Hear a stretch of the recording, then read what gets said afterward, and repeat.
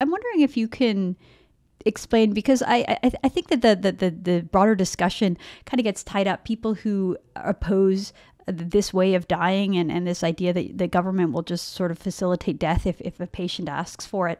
I'm wondering if you could walk us through why you personally oppose this method, this doctor-assisted suicide, why your group specifically decided to fight against it, because there's so few voices and so few groups doing what the Delta Hospice Society did. And in some ways, it's really inspiring to see what you're doing. In other ways, it's like, why isn't there pushback on this stuff from people all over the country? So I'm wondering if you could just walk us through your views and then your society's views as well. Yeah, I mean, ultimately, we wanted to stand for palliative care. We consider it to be a national treasure.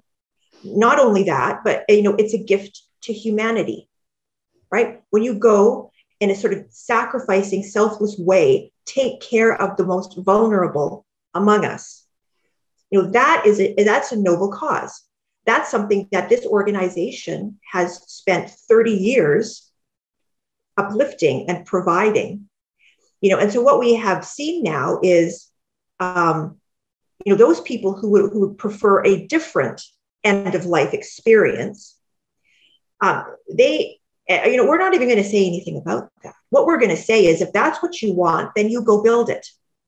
But what we find now happening is that this new political movement wants to walk in and literally steal everything that we've created over the past 50 years, instead of going and doing their own work.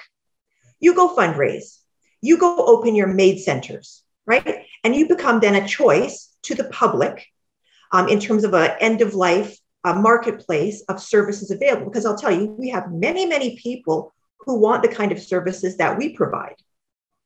So no, they don't just get to have, because they have a loud, obnoxious group of people who are demanding to be killed on demand. That's fine. I'm not going to fight you. What I'm going to say to you is, go do your own work, because the work that we have done for the past 50 years is important. People look to us, they trust us to protect them. And we are not going to just surrender, right, everything that we've created because it will be more convenient for you. So you go make your own spaces, and we'll have our spaces. I mean, that's, on principle, that is really one of the reasons why we fought so hard.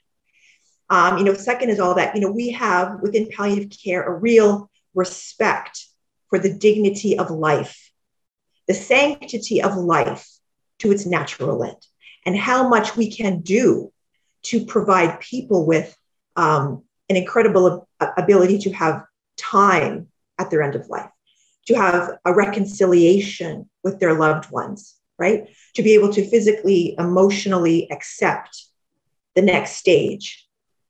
That's very important, because we can see the trauma that family members go through when their loved ones they show up to see them and they're dead, they're gone.